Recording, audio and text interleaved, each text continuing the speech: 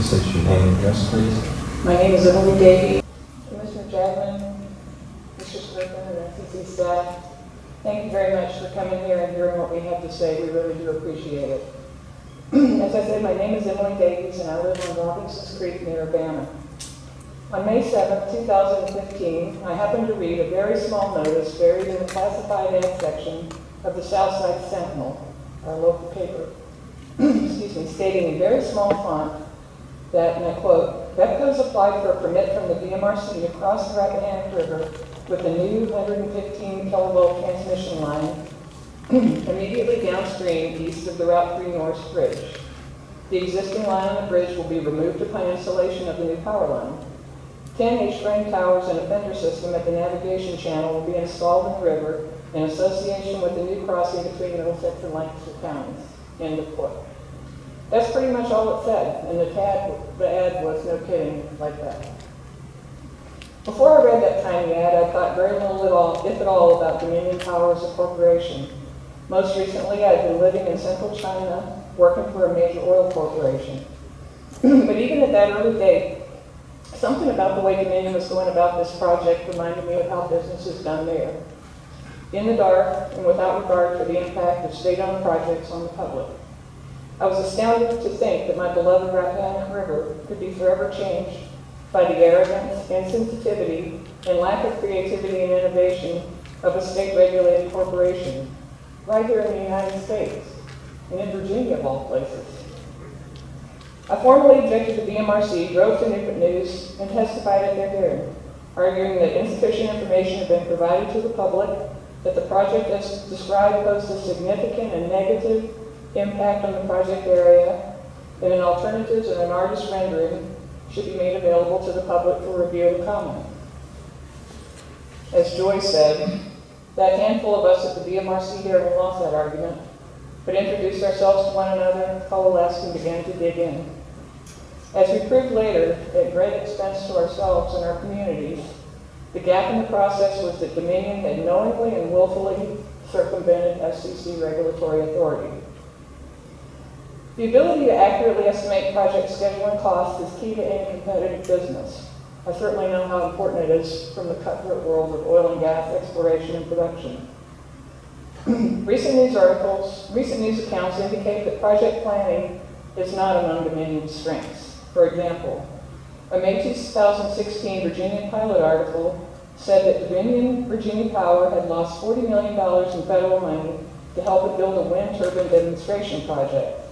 A Dominion spokesperson said that there are too many unknowns, including the higher than projected cost, difficulty in obtaining firm construction contract, and the increasing complexities of gaining regulatory approval for such projects. Somehow other people managed to do it, and Virginians lost an opportunity.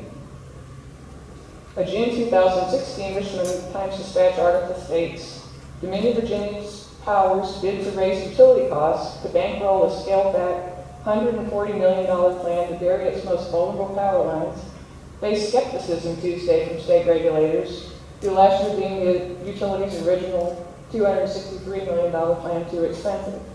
In some places, the cost exceeds $500,000 per mile. Enough said. Those are just the headlines that I've noticed in the last 2 months. That brings me to Dominion's cost estimations for the Line 65 project. Their application to DMRC placed the cost of the towers at $10 million, but disagreed with $30 million at the hearing. Their application to the SCC puts the cost of virtually the same towers at $26.2 million. When considering costs, it's important to recognize that, in addition to environmental and aesthetic superiority over the towers, the underground alternative is designed with redundancy and reliability, therefore, in mind. It includes a parallel backup transmission line. The towers do not. So when you compare costs, you have to compare apples to apples.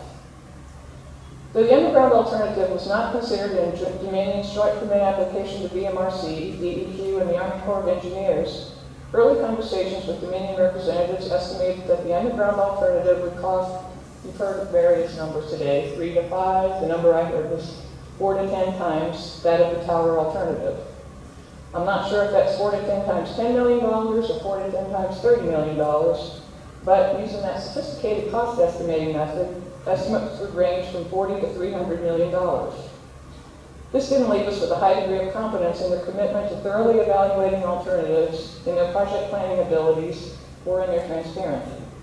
Dominion states in their SCC application that the cost of the underground alternative is about $84 million, but without any detail about project design or component costs. Should we, or more importantly you, trust that estimate any more than those so carelessly thrown around before?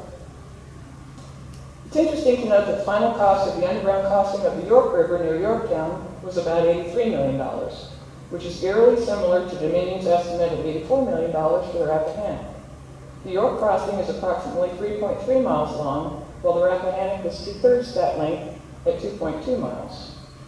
Why isn't the Rappahannock cost estimate on the order of 2/3 the cost of the York, or somewhere in the vicinity of 55, rather than $85 million? House Bill 1319 of the 2008 regular session of the Virginia General Assembly established criteria for the evaluation of several underground pilot programs. It's my firm belief that the Line 65 crossing of the Rappahannock meets all of those criteria. First, the project is technically feasible.